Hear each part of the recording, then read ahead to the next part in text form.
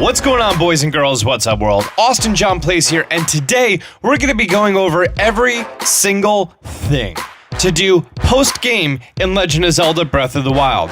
Yep, you destroy Ganon, you got a bunch of seeds and shrines and orbs and all that fun stuff, but there's a lot to do in this game and, well, it's kind of overwhelming.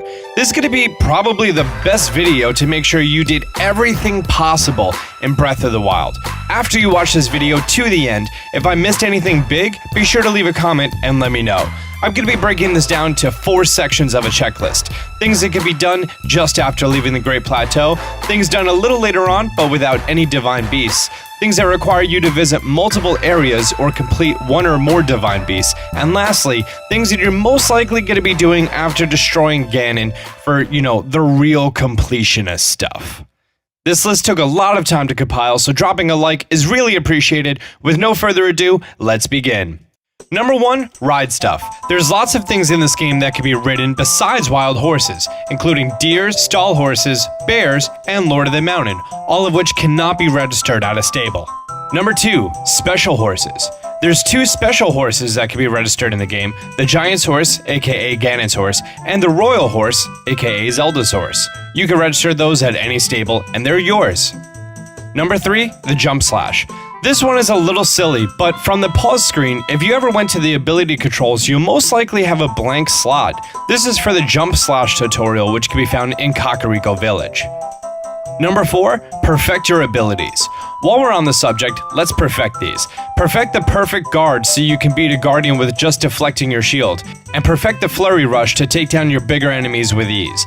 Number 5, rusted weapons. One really awesome mechanic in this game is finding the ground Octoroks and having them refresh a rusted weapon. For the next section of our checklist are going to be a bunch of things that require you to progress a little bit more in the game, but still without any divine beasts.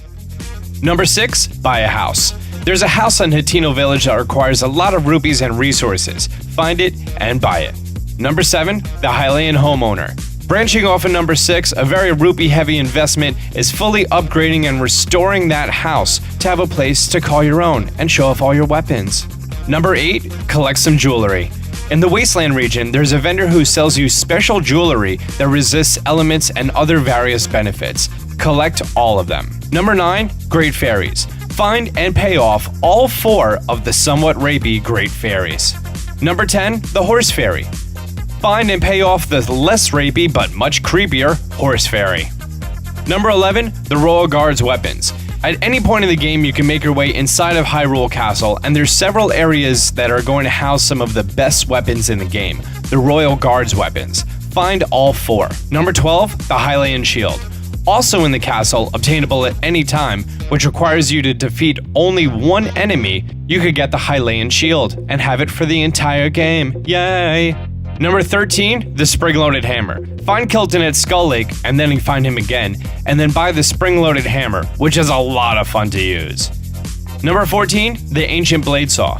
This can only be obtained at one location of the game, and requires you to carry a blue flame a pretty long distance. Find it and buy it. Number 15, activate all towers. Activate all the towers in the game and uncover the entire map. Now, I'm going to throw this one right here as an optional. Destroy Ganon before having any divine beasts conquered. It's going to be a really great feat to be able to do this because you're not going to have the best of weapons, hearts, or divine beasts cleared which help you in the final fight, so totally optional. For the next section, it's going to require going to multiple areas in the map and or completing one or more of the divine beasts. Number 16, get all the outfits. Get all the sets of outfits in this game, the Barbarian, the Climber, the Dark, the Desert Voe, the Flamebreaker, the Gerudo, the Ancient, the Hylian, the Radiant, the Rubber, the Snowquill, the Soldiers, the Stealth, and the Zora. Number 17, Monster Masks. Get all of the Monster Masks from Kilton. That way you can blend it with enemies. Number 18, the Champion's Abilities. After defeating the Divine Beasts, you're going to get the Champion's Abilities. Collect all 4. Number 19, this one almost goes hand in hand, but after completing the Divine Beasts, you get a weapon for each of the 4 parts. And that weapon, if it ever breaks, it could be repurchased from the person you got it from. Number 20, Tarrytown.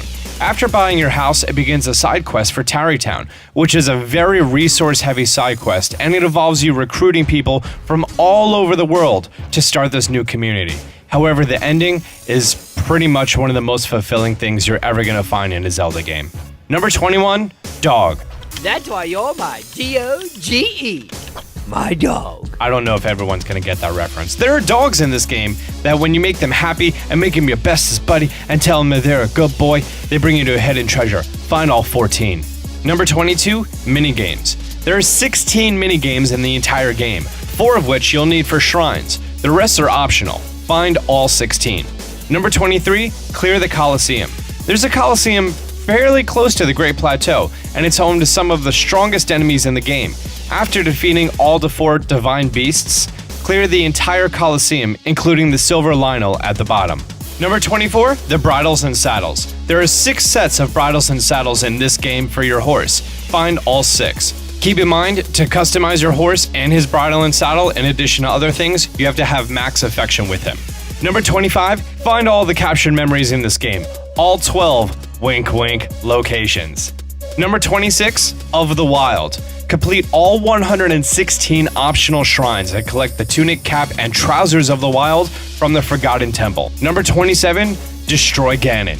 After you defeat all the blights and recover all your memories, defeat Ganon for the complete ending of the game. The last things on this list are going to require a lot of work, and most, if not all, you're going to want to do after defeating Ganon. Number 28, upgrade your armor.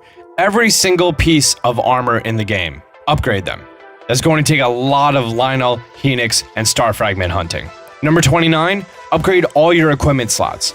Every Korok seed you find, which, for the record, I'm convinced that you startle the Korok, and then he poops because you scared the shit out of him, and then he gives you that poop, which is a Korok seed because they reproduce asexually. You only need to find 441 to unlock every inventory slot to max. Number 30, complete all the side quests. There's 76 in the entire game, not including the shrine quests.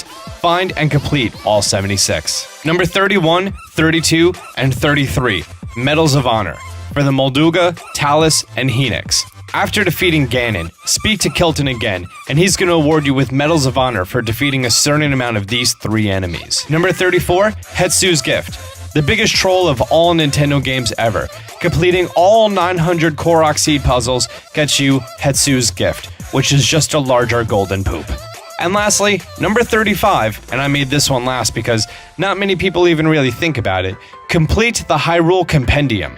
Take pictures of all 385 entries in the entire game, every creature, monster, material, weapon, and treasure in the entire game. From number 1, which is Horse, to number 385, which is the Luminite Stone Deposit, all 385 entries. I'm also going to throw in 4 bonus ones that are optional at this time that you can't do without amiibos or some other method, so they're completely optional. Number 1, get the Link outfits from the previous games with the Link amiibos. Number 2, get Epona with the Smash Bros. Link amiibo.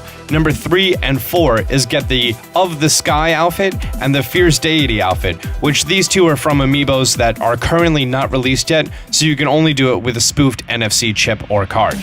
So boom, 35 things for you to do in Breath of the Wild besides the main story. So for anyone who defeated Ganon, controlled the Divine Beast, and almost completed all the shrines, the world just got a lot bigger.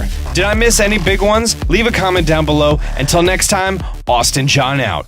Be sure to like this video and subscribe. I'm going to be giving you guys lots of helpful videos in the next following days and weeks. Till next time, Austin John out.